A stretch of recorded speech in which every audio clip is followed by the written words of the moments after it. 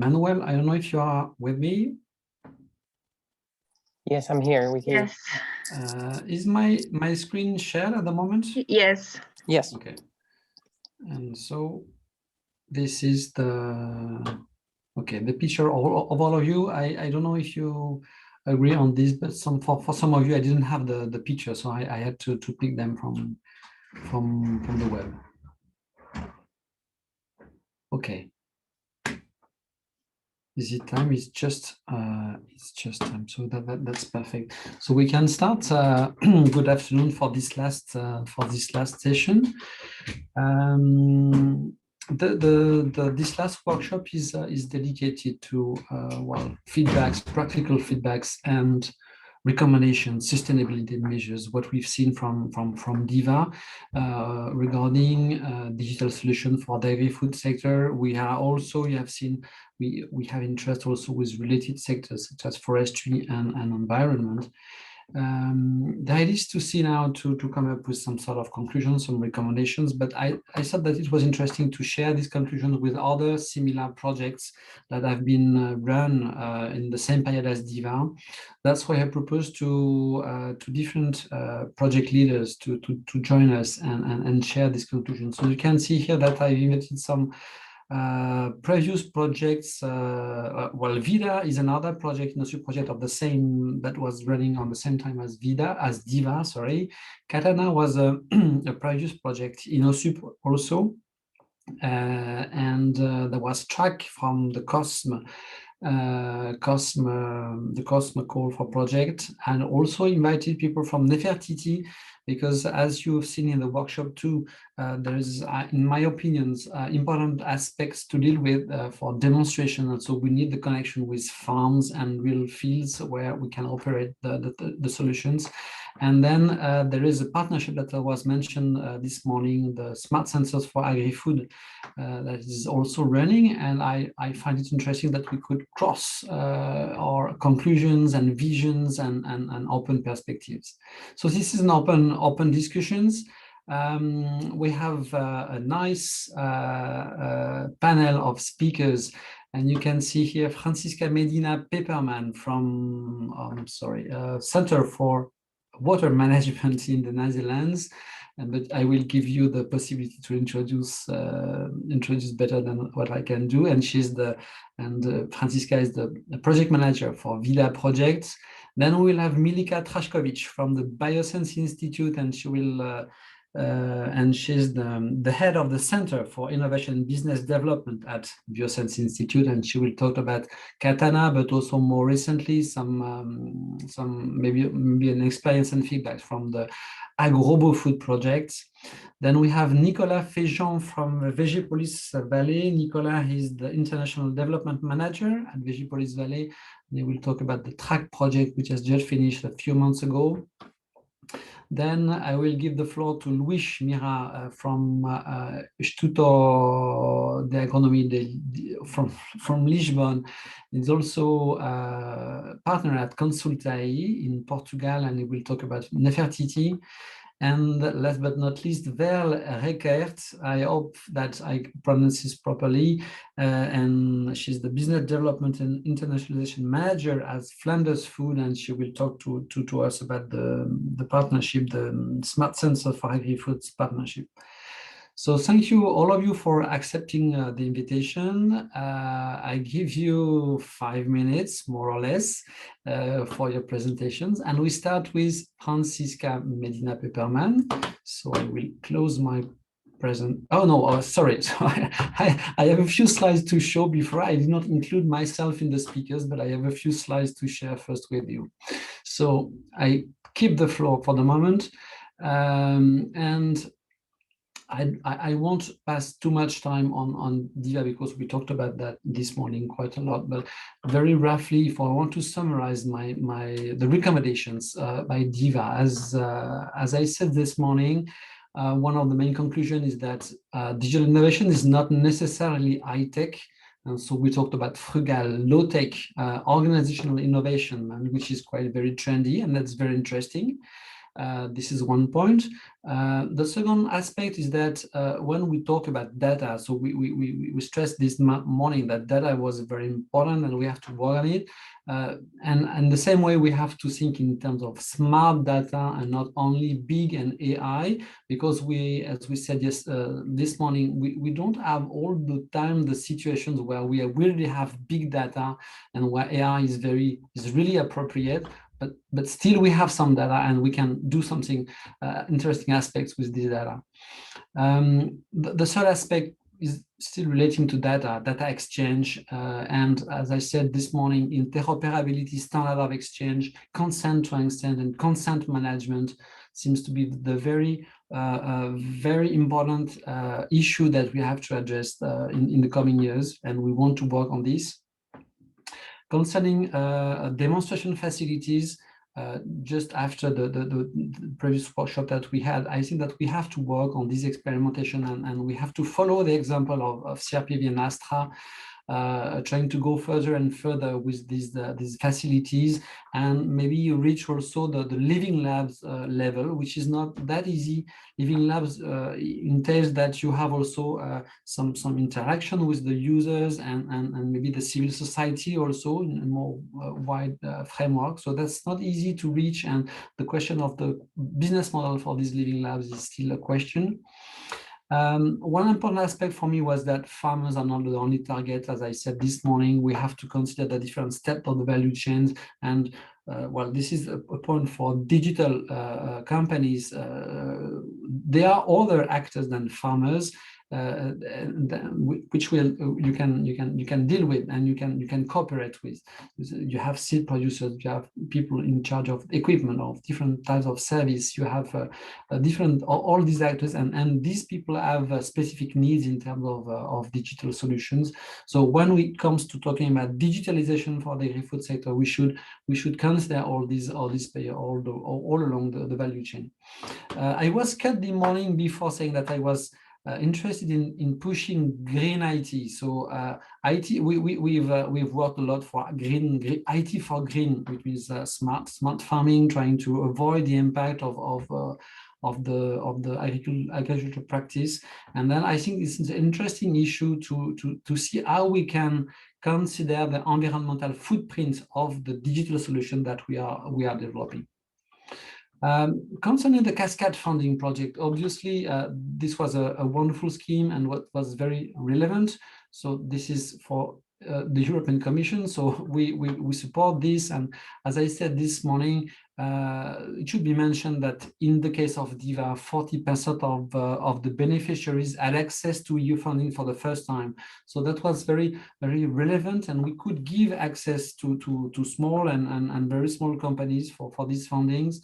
And we gave them also a real chance to have this, because as you've seen, we had a success selection rate of about 35% at the wall. So there was really the possibility for SMEs to get something. And at the same time, there was a limitation on the 60K per company, which is imposed by the European Commission for this kind of tool.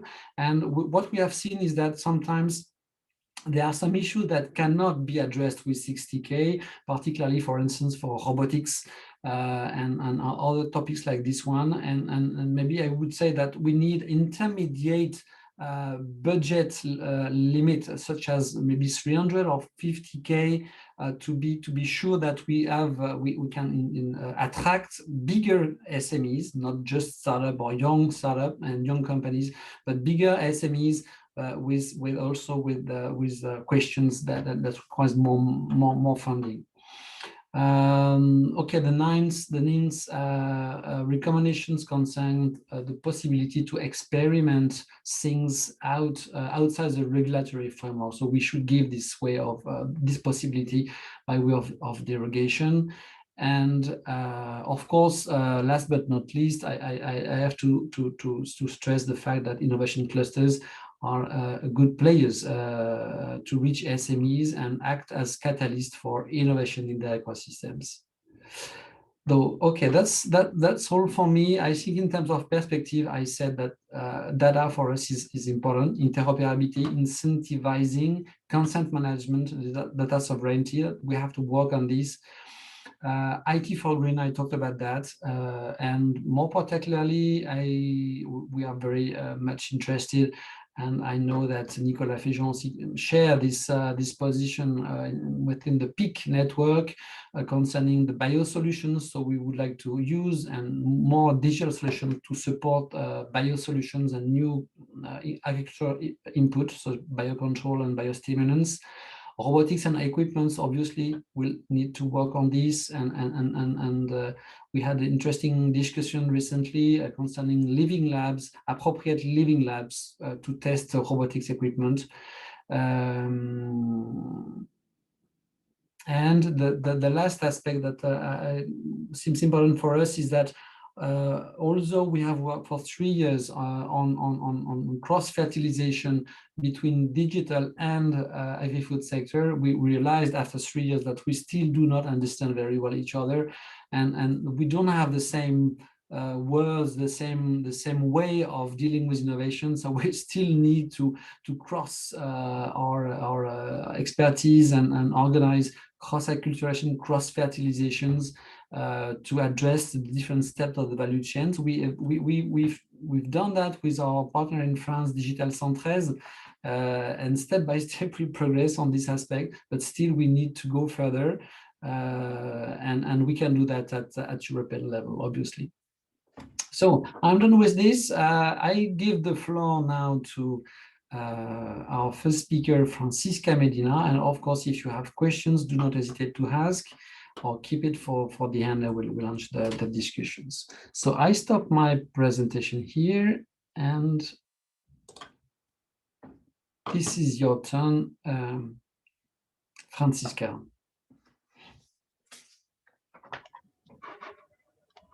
Hello, everybody. Is it possible for you to see my screen? Yeah. Yes. Good.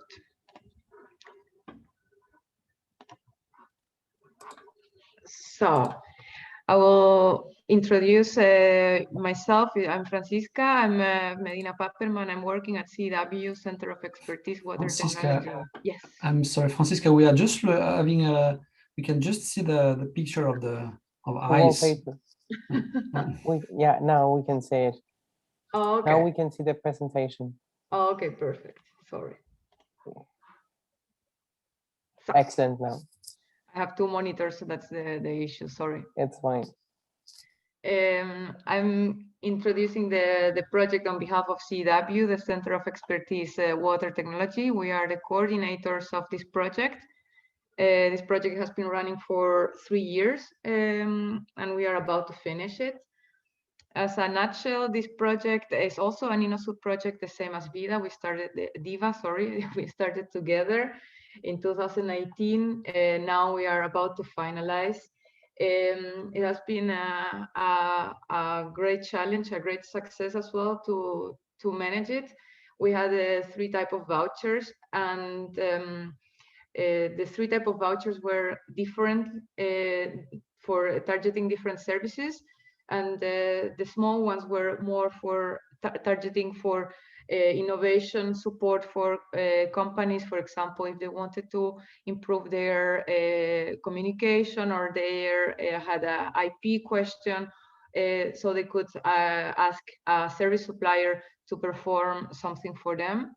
The validation voucher was for validation of key enabling technologies in the food sector. And the demonstration voucher was more for collaborative projects. They were meant for cross-border and cross-sectoral projects. All projects needed to be in the food sector.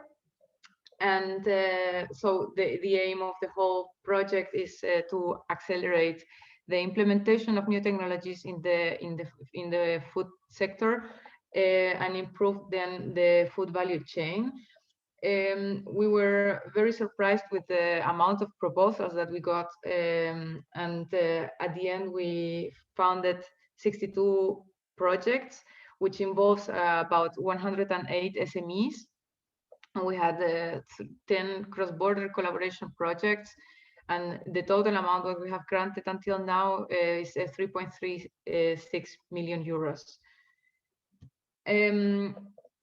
Because this session also focuses on recommendations, I thought this slide would be interesting. It's the areas of interest of the projects that we have granted.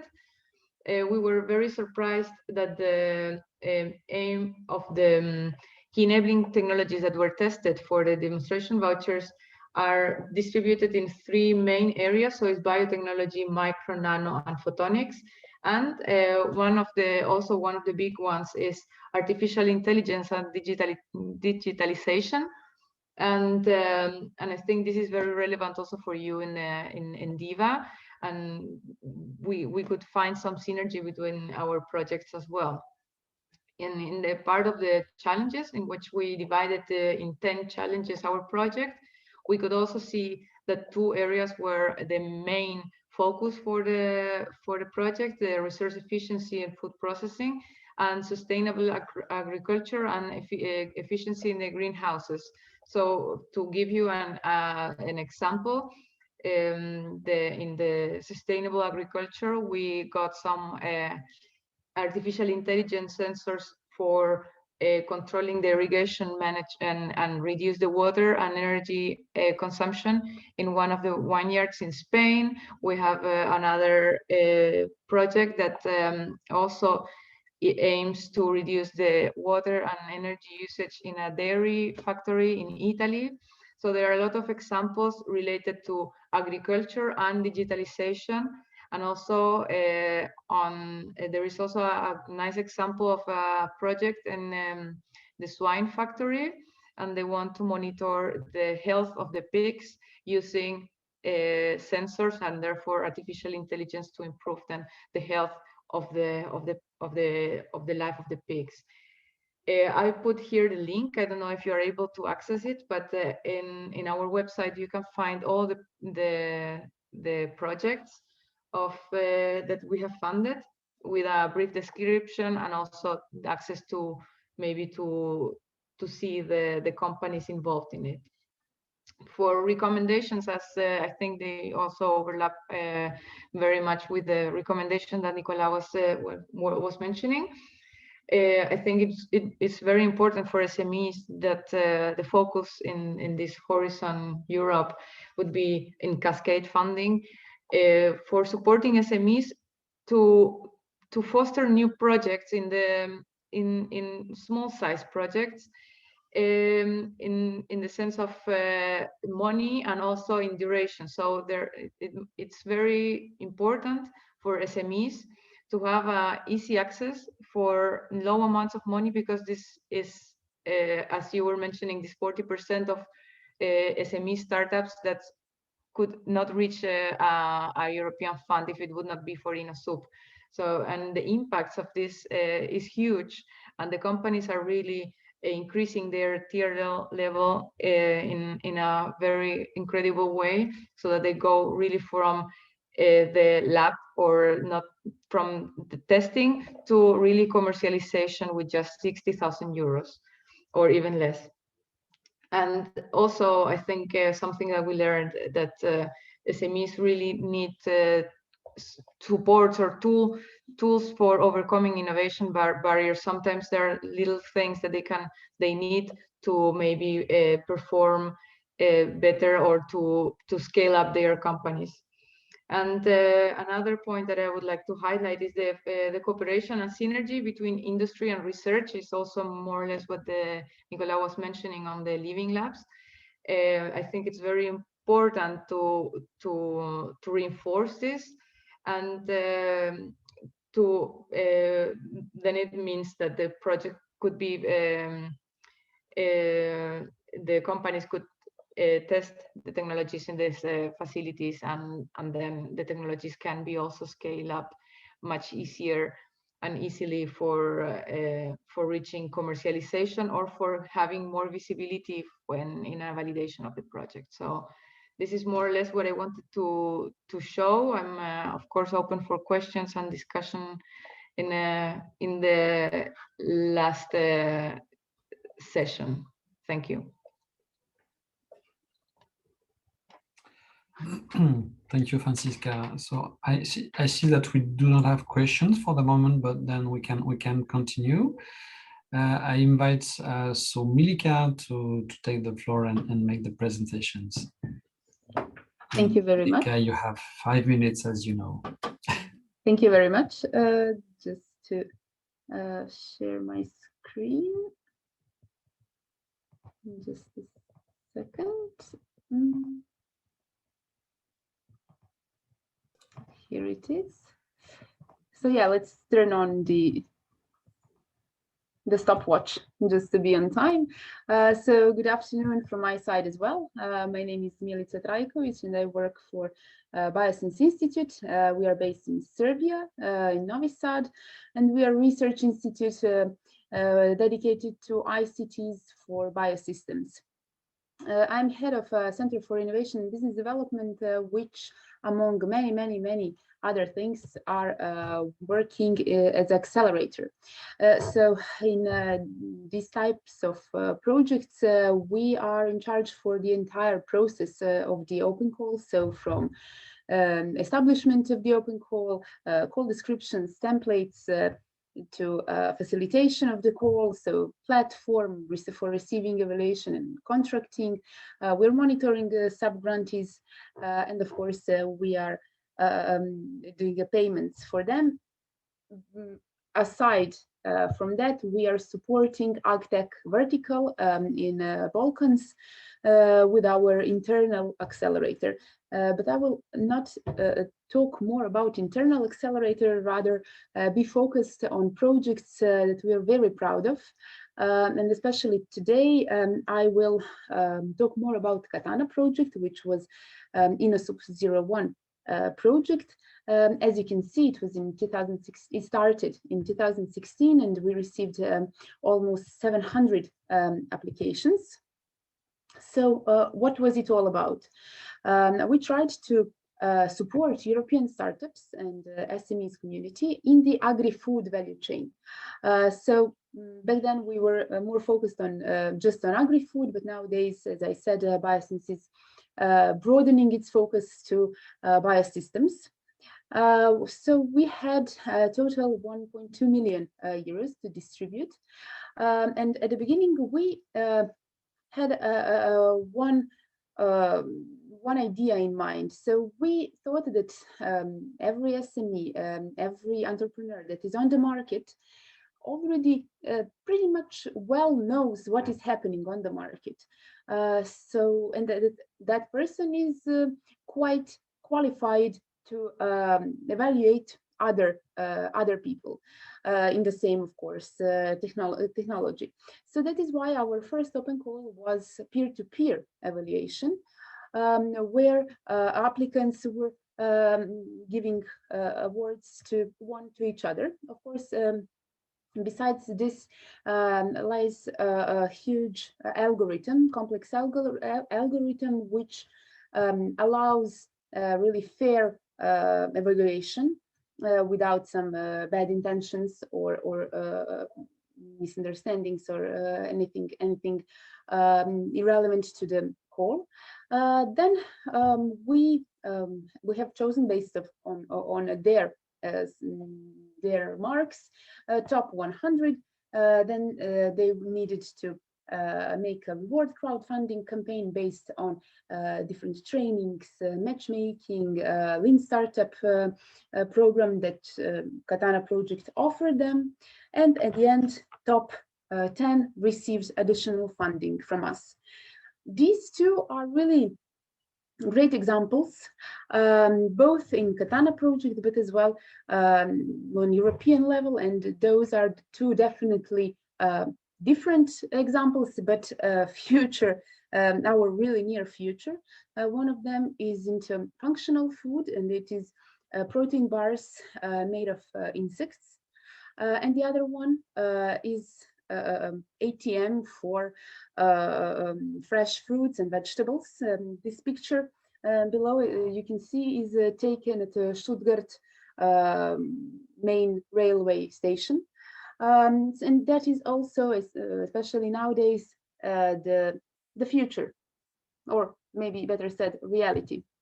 So what is next for BioSense Accelerator? The next is open call from a global food project. I invite all of you that are into robotics to consider this call. It was opened a couple of days ago on the 1st of March. The amount is per project, per sub-grantee is from 300 to 500K. So we've heard something at the beginning of this session about the amounts for the sub-projects.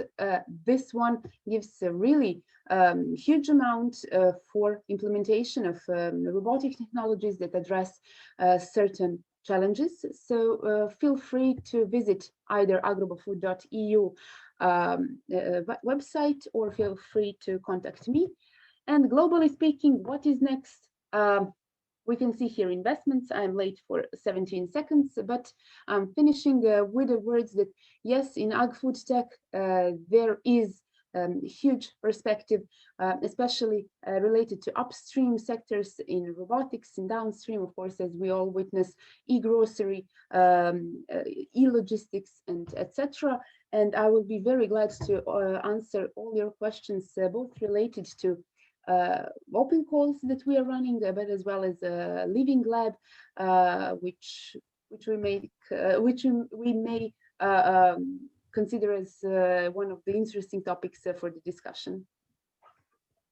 Okay, thank you, Milica. So you're almost on time. That's perfect. Thank you very much. So I understand that BioSense is also provide facility to demonstrate, test things in the field, I guess. Is that it? Yes. Okay. Okay, so that's very interesting. If there are no specific questions for the moment, we can just jump to the next presentation by Nicolas Fegeant. Nicolas, this is your turn. Thank you, and let's start. Normally, you can see my screen. Yeah. Yeah. It's okay. It's okay. Okay, great. So good afternoon, everyone, and thanks to give us the opportunity to talk about this track project. I'm working at Vegepolys Valley, which is a French cluster as well as Agrifood Innovation, working in the plant industry and plant innovation. So we are based in Pays de la Loire. And we were the coordinator of this track project, which is a COSME ESCP S3 partnership. And we were with 4 other clusters in Europe from Spain, Italy, Romania, and Netherlands. And the main goal, it was to make the linkages between the ICT provider and the producers, the agri-food producers and growers. So what we did in the 26 months of implementation, we just finished in last November, it was to support SMEs. Of course, the COSME don't have any vouchers, so we had another individual support through mentoring, coaching, and some indirect support with webinars and matchmaking events, and some public deliverable still at your disposal. So we have a budget much more humble than an Innosup project. So in terms of main results and achievement, as in interclustering project, we can just have these 2 columns, one for cluster, one for SMEs. For cluster, what it was very interesting and very useful to have such projects is to build a strong network about this digitalization, and for sure we see that there is a large amount and diversity of project and initiative working on digitalization in our sector. And we could have some joint activities and synergy with thematic mission, webinars, or even workshop at regional or national level. And that was very interesting to exchange good practices and building a virtual community. We know now some experts in different countries working in the same field, and that's very important to test and communicate about what we do, how we do it, and how we can improve it.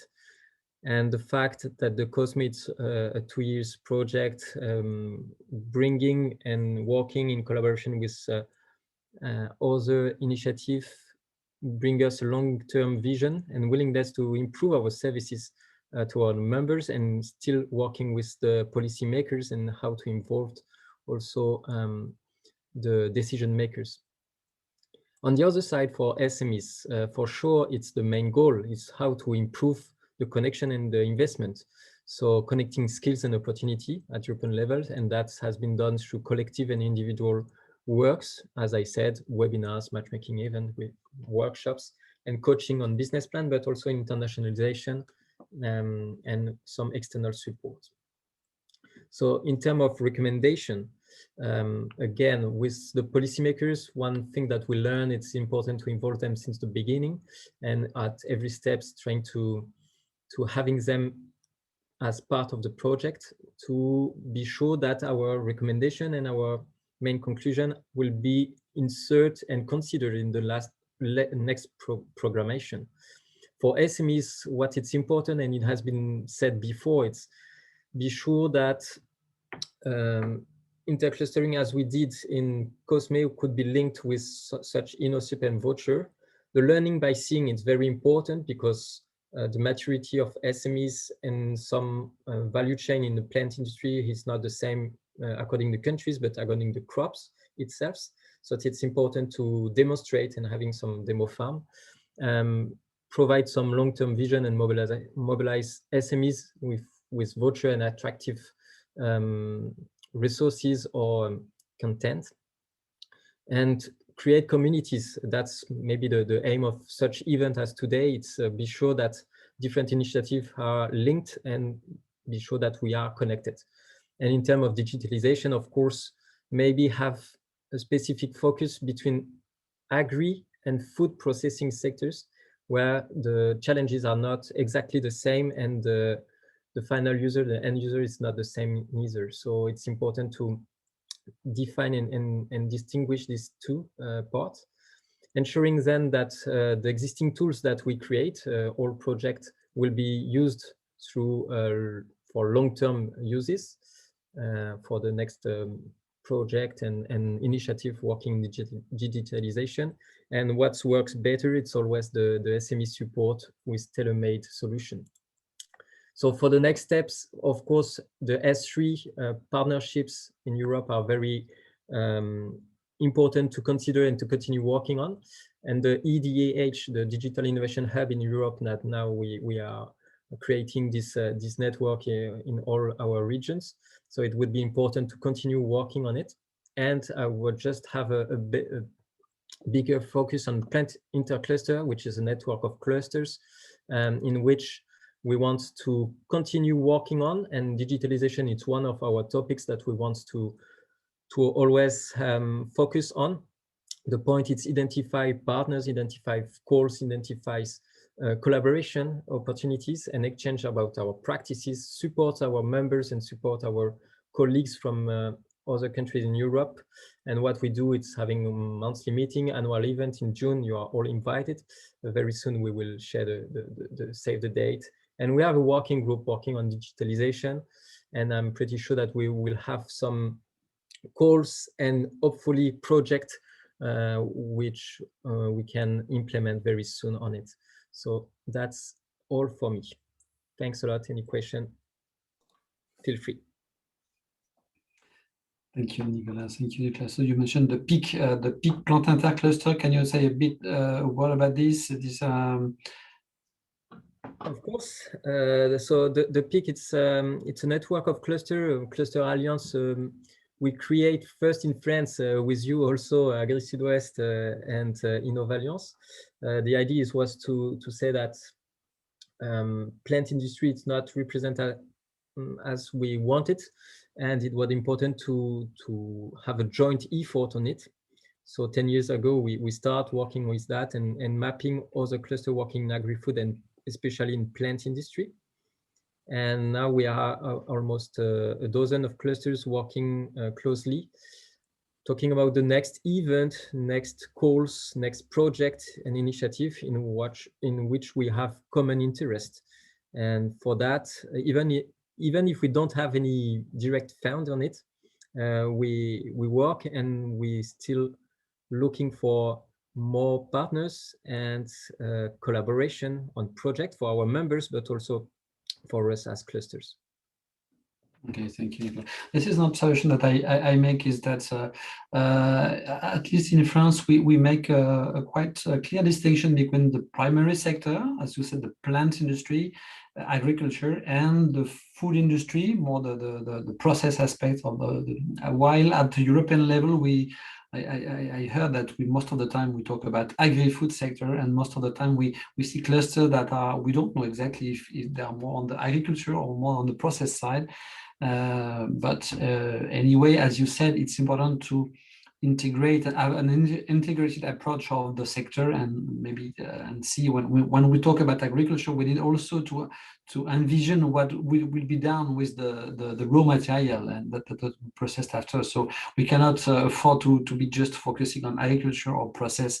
We need an integrated approach. Thank you, Nicolas. And then I will pass the floor to Luis Mira from CONSULAI and University of Lisboa. So hello, everybody. Good afternoon. Thank you, Nicolas. It's a pleasure to be here, and especially because I was in the beginning part of the DIVA project as well. So it's a great pleasure to be here again and to see my old friends again. So I was supposed to talk about the NEFERTITI project, so I'm just going to share my screen with you in a second.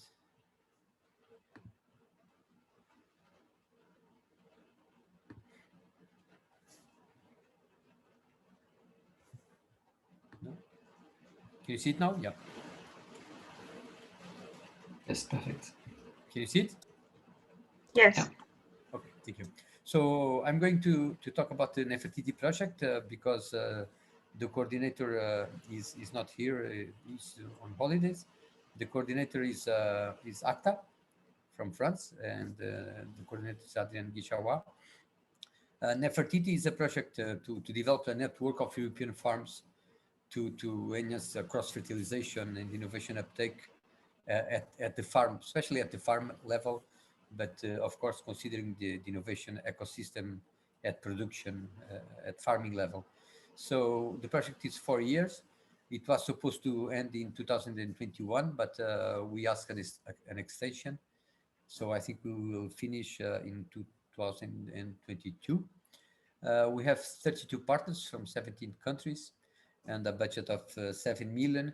And it was not the first project on demonstration, because there were at least 2 projects, PLED and AgriDemo, and FARDemo, 3 projects that before NEFERTITI developing the farm demonstration concepts. Yeah? And now there is already another project approved called IPM Works on pest management, also completely dedicated to demonstration. So NEFERTITI, we have 10 thematic networks. You can see them here. They are thematic, so they are dedicated to specific subjects or themes. There are 9 + 1 on farm attractiveness, so also dealing a lot with the young farmer. And these 10 networks, each of them has 4 or 5 hubs, and the hubs are local or national small ecosystems consisting of 10 to 15 farmers, innovation organizations, research organizations. So usually 10 to 15 institutions, including farmers, that then organize those demonstration activities. So the farm demo networks is I would say the basic core of the project, the networks and the local hubs. But then there are also 2 very important components. The first one, and Milica is there, and BioSense, they're also they are responsible for this. We have a platform, you can visit it on the website. We have a platform for farm demo, where you can see all the ecosystem that has been developed.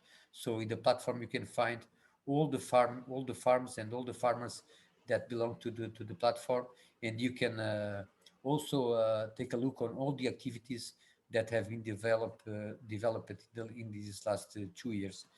And then this third component is also, I think, very important, is the farm demo training kit. So for the last 2 years, we developed this training kit for farm demo. And I think this is also completely available in the platform. But this is, I think, very important because there are a lot of new farm demo projects coming in. And this is like a very good way of starting to learning about demo, because demo is not just visiting farms. It's a whole set of methods and tools to improve these farm demonstrations. So just quickly say we have 12 in this since 2019. We have had about 12,000 participants in the NEFERTITI events, and this is always I call it small events, but events from 10, 15 people, and some of them with more than 200 people. But as you can see on the right side, on the picture on the right side, most of the events are between 20 and 50 people. So, and sometimes less than 20 people. So these are local. Most of them are local events, local demonstration events, with the aim of sharing knowledge and demonstrating technology at the farm level. Yeah. And also, sorry, very important. Most of at least 50% of the participants are farmers. So we are clearly one of the priorities is to have farmers in the events. Of course, we want to have in our events the whole ecosystem, but it's very important that most of them are farmer because this is a farmer directed project. The next thing is also in the project we organized cross visits. So for the last 2 years we had cross visits. Cross visits means that the basic structure is the same, so to have demonstrations at farm level, but in cross visits we have farmers and sometimes people from other organizations from different countries. So the idea is to join people from different countries and have a demonstration, have an event in one country, and put everybody together, sharing knowledge again, sharing technologies, and see how these technologies and knowledge can be uptake by others in other countries. So this is also like I think something important, and it has been very interesting to having this kind of international challenge in NEFERTITI. So just to finish, of course we had a big challenge, like everybody, big challenge last year with the pandemic, but we have face-to-face demonstrations in the countryside. So it has been a challenge. But in the beginning of last year, we put, let's say, we developed some initiatives to convert, I don't say most, but many of our demonstrations in virtual demonstrations. So we developed the whole set of new methods, new techniques, and then action plans and guidelines to organize virtual demonstrations. We organize also some training actions for the hub coaches, the managers of the hubs, to do farm videos, to organize these virtual demonstrations. And I have to say that it was an amazing success. I would say an unexpected success, because we managed to fulfill all the objectives in 2020, which is for a project that was based on local and face-to-face initiatives. It was really a challenge, but it was interesting because it worked well in the end, because we managed to keep going with the demonstrations. And then just to finish, of course, you can visit the platform, the website, our social media channels. I challenge you to see that, but maybe you can start with the farm demo YouTube channel. You can find there, I think it's hundreds now of videos, some of them with a lot of sharings, and so you can see you can see a whole platform of demonstration and techniques in this again available for everybody. So I think, like Nicolas said, I think well, two not recommendations, but maybe conclusions. The first one is that these kind of demonstration projects, I believe they are very important to experiment, to test, and to validate technology at the farm level, because this is extremely important. And the second thing is that I think it's happening already in Horizon Europe.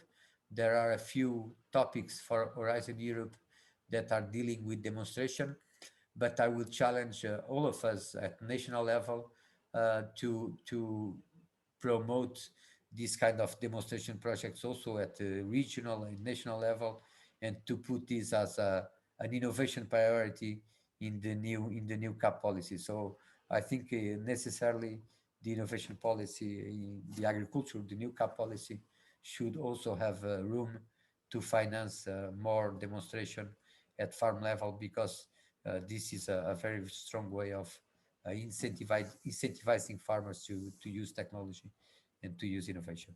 Thank you, Nicolas. Thank you, Luis. Thank you, Luis. The NEFERTITI is a very, very nice project. If I understand well, you have different hubs, and among these hubs, there is at least one I've seen that is more particularly devoted to digital solutions and sensors and so on. Is that right? Or No. It's not. They are thematic. They are usually related to. Well, I won't put the slides. I can put the slides again, but they are things like pest management reduction, water management, organic farming. So they are thematic, and in all of them there are, of course, technology, digital component, adoption, but not necessarily dedicated to technology itself. Okay, understand. You didn't mention the keywords living lab. I would be curious to what is your thinking about that, because you said that the members of NEFERTITI are farmers, and indeed it's difficult. Well, I don't know if it's possible to. Well, farmers, they provide an environment, they provide fields, and as we've seen with Maria just before, sometimes they can give a practical feedback, but not necessarily some dedicated staff to measure some things, and we're far from living labs where you implement a method and you have an interaction with people and different actors at the territorial level. So. Yeah, well, that's a big discussion. Milica, you also there, because we are developing together, and we talked before also with DIVA on the Smart Agri Hubs project. So I think the Living Lab approach is already well known and almost proved to be successful. But that kind of ecosystem is being developed, I would say, when it comes to technology and to ICT. What is happening is the development of digital innovation hubs. We have this Smart Agri Hubs project in which we are promoting digital innovation hubs for agriculture at the whole European level. But the approach is the same. It's a living lab approach. So it's an approach of having systemic innovation and having a multi-actor approach. Yeah. So putting different actors together and promoting systemic innovation to promote the adoption of innovation, in this case technology innovation. But I think if you think of living labs, and they are on top of priority of the innovation policy at European level, you also have to mention the digital innovation hubs approach, because this is also what's happening when the focus is technology. Maybe Milica, if you want to add something. Yes, I fully agree with Luis.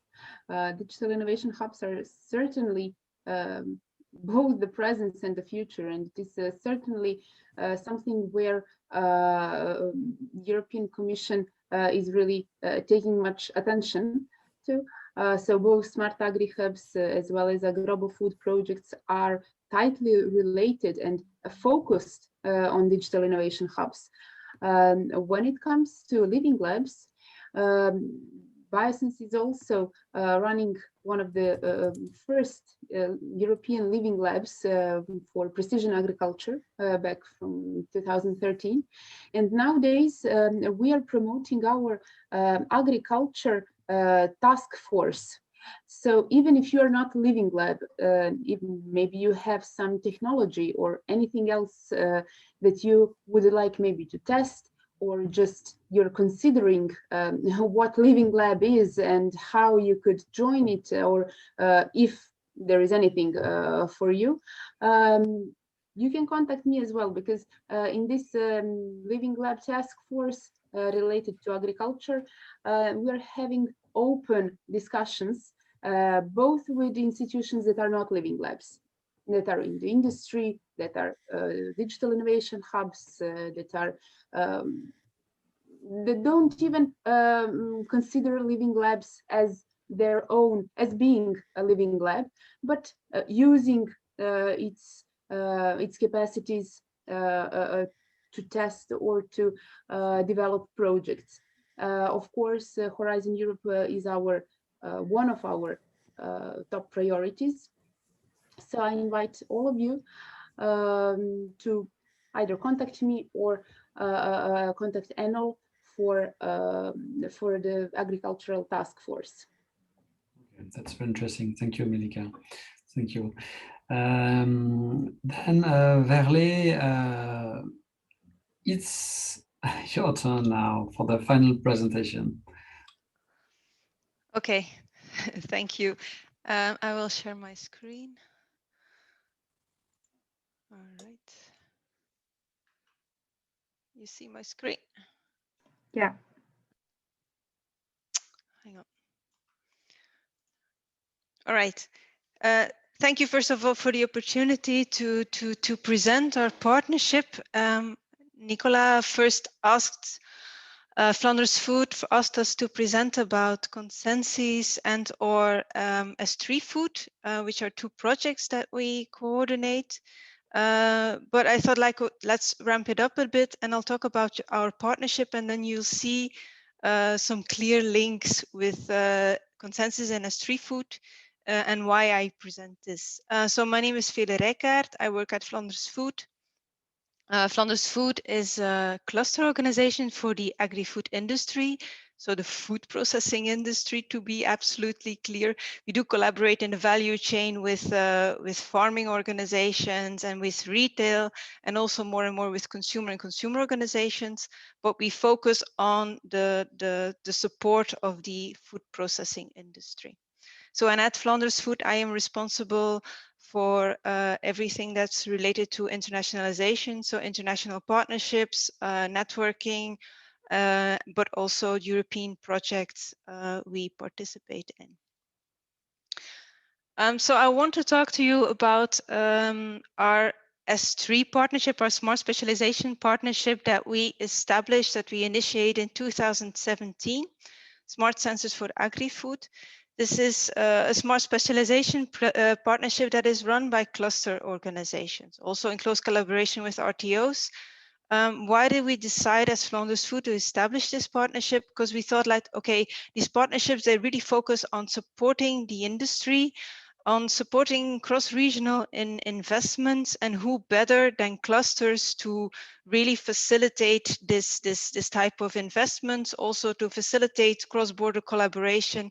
So we thought that clusters were the ideal organizations to build up this ecosystem and build up this support for companies and as a whole.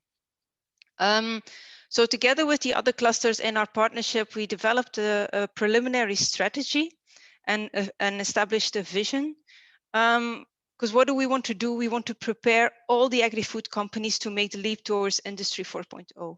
So not only the front runners and the big companies with a lot of R&D available and means to get consultants, but also the SMEs who have a low degree of digitalization. We want to support them in this process. So introduce new technologies, inspire them to use them, connect them in the cloud, use the data, look into artificial intelligence, etc. So digitalization in a broad sense.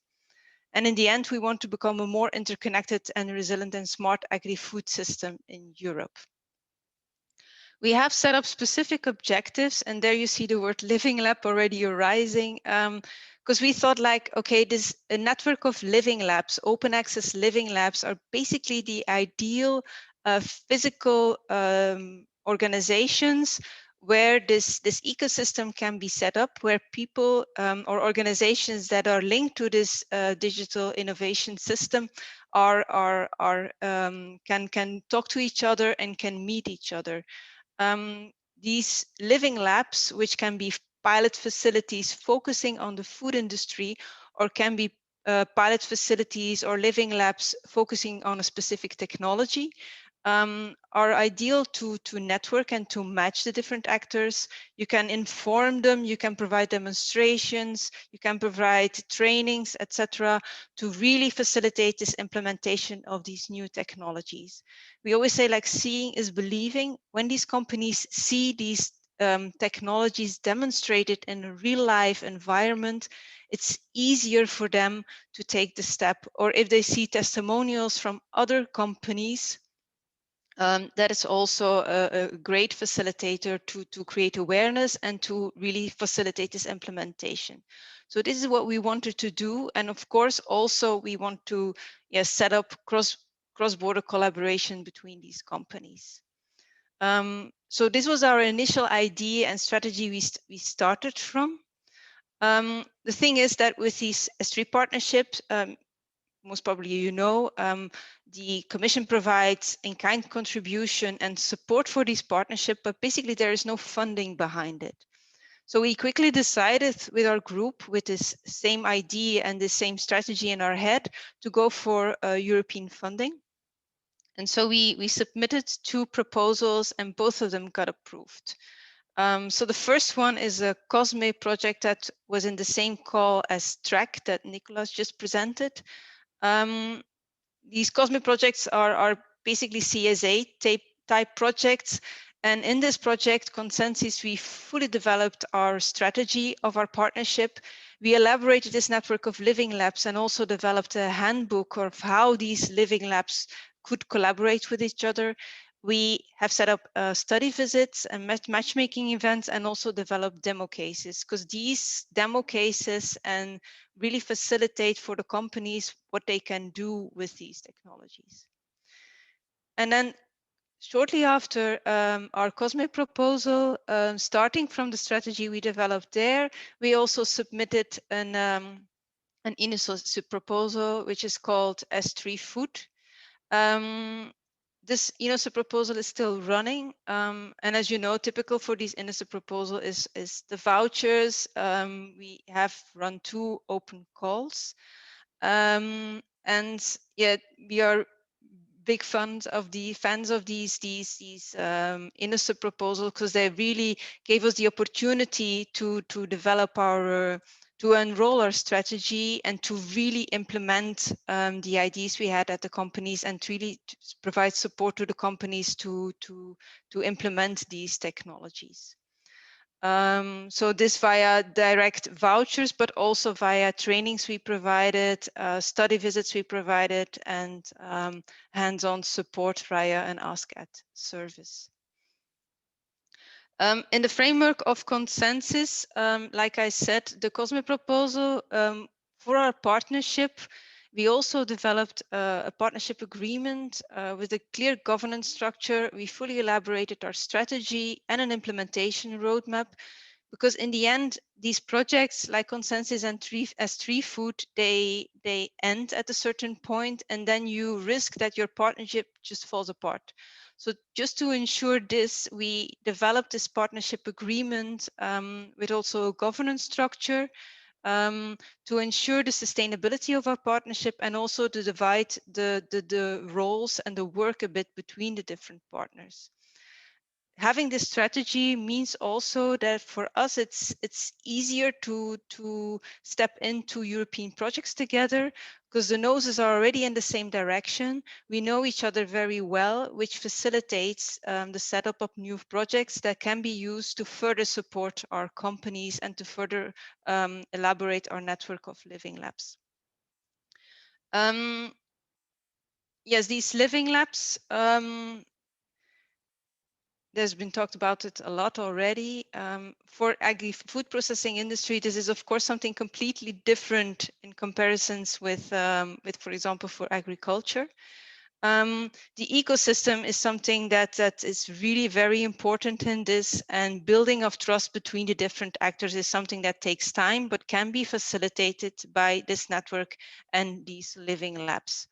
So the different living labs are not standalone units. They are connected to other living labs in our network, and they are really at the core of our S3 partnership. Yeah, they are ideal ecosystems organizations to really facilitate, test, and validate specific technologies for the agri-food industry. Yeah, this is just our website. Please have a look if you're interested. This is an open partnership, so we're always willing to discuss and invite or invite new members. And these are my coordinates. So if you have questions, also please ask. Okay, that Thank you. was my story. Thank you. Thank you, Vera. So I understand that the partnership is open. So anyone wanting to join will be welcome. There is no particular funding, as you said, but at least there is a community, and you are thinking together. And as I see, you have proposed some projects, and I guess that they were well built, and they corresponded to a clear strategy that you had built before with your partners. So and you were successful. Yeah. Yeah, this common strategy really helps to yeah, we see it when we have submitted other proposals just a couple of weeks or a couple of months ago, and we see that it really facilitates the process and of writing a proposal, because you know each other, the noses are in the same direction. So a lot of discussions we already had. And there's no discussions about definitions. What is a living lab? Because we defined this what this living lab for us means, what this is, we have defined that. So yeah, it was a great match, and yeah, I can only say that these partnerships, they are really great starting points to build additional projects, and it's good to have this. Okay, thank you very much. That's great. I see that it's 5 o'clock, so either we can stop here, or I can give you the last words if one of you want to say something, and say this is a key word, very important for the European Commission. I don't know if some people from the DG or from the European Commission are still attending, but maybe this is an opportunity for you to, well, give one notice. And if yeah, I Francisca. may ask to Ferle, on the part that you mentioned that you were targeting the food processors. For us in VIDA, at least, we could see that it was much more difficult to target food processing than agriculture, because the agri sector is more open for innovation in contrast with the food processing. So maybe you can give us some of the experience from the S3 food on how to reach food processing to make them more open for innovation. Well, it's not my idea that food processing industry is not open for innovation. No. It's but it's in our experience in VIDA, it was much more difficult to target food processing than agri sector. So maybe you can give us your view on how you manage it in your projects. We do it via the clusters. That's the thing, is that these clusters, they like Flanders Food, for example, we have 290 company members. We developed our strategy together with them, together with the RTOs and universities in Flanders. And basically, this is the case for all the clusters. They develop their strategy. They closely collaborate with these companies. They know them. It's all a question of trust, because this is something that building trust often takes time, and this is something that the clusters have established with these companies. So it's even within S3 Food, which is an Innosup project that we run on digitalization of the food processing industry. It's, yeah, we have a specific supportive cluster per region, and always these companies, these SMEs, they turn to the clusters because they know us, they know our faces, they know who we are, and yeah, that's just the way it works. Yeah, I think it's the same for the agriculture, because like farmers, I wouldn't know how to support them. I don't have, we do it via organizations that directly support farmers. So that's the way it's done, and I think it's a good way and it works. But building this trust and this trust relationship is something that, yeah, it takes time. Yeah. There was a question from Luis. I think we can take this last question and we'll have to finish the session. Please, Luis. Just a comment on the follow-up of what we discussed today. We've been involved in CONSULAI. We've been involved in several H2020 projects, and half of them we lead the communication and dissemination work package. And I think the big word for the next years is impact, because it's not enough to innovate. It's already a challenge to innovate and to build, but I think the efficiency of these structures, whether they are living labs or clusters or hubs or digital innovation hubs, is not only, as Verli said, to put the ecosystem together and working together with trust, but also on the scaling up and the uptake of innovation, because I think this should be the focus. If we don't manage, and technologies, especially in technology, especially in ICT, especially true, if we don't manage to make the farming sector uptake, and for the technology sector to scale up what they do. So I think the word is dissemination, and dissemination implies more and more demonstration, and also exploitation of the results, because otherwise we're just innovating for anything. So yeah, we have to innovate with a purpose. Yeah. Yeah, and another thing is this multi-actor approach. So impact and multi-actor approach. These are two things where I think clusters can have a really crucial role to play. Okay, uptake, impact, multi-actors, living labs, and DIH.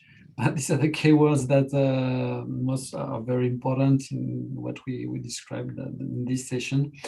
So thank you very much. That was very interesting. At least I learned a lot of things from you, and I think it was interesting to share our point of view. And hopefully we'll have other opportunities to work together in the future. Thank you very much. Thank you very much for accepting this invitation, and to be continued. So thank you very much. Thank you very much. Thank you, Nicolas. Thank you, everybody. Thank you. Bye-bye. Bye-bye. Take care.